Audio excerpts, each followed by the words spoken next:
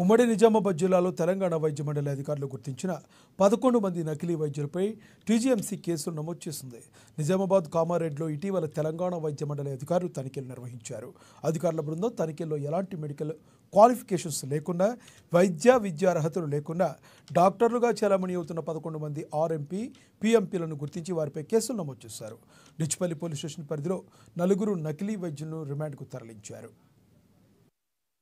ఎప్పటికప్పుడు వాళ్ళతో ఫోన్లో మాట్లాడుతూ వాళ్ళకి సమయం చెప్తూ గర్భస్రావం చేయడానికి ఆయన మొత్తం సహకరించినాడు.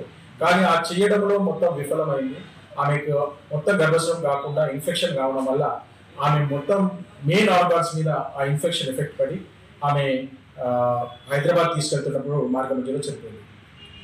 ఈ గర్భస్రావం కావడానికి ఎవరైతే ప్రోత్సహించినారో, వివేక్ అని చెప్పి ఎవరైతే ఉన్నారో అతన్ని డాక్టర్ హరికృష్ణను ఇద్దరిని కూడా ఈ కేసులో అరెస్ట్ చేయడం జరిగింది.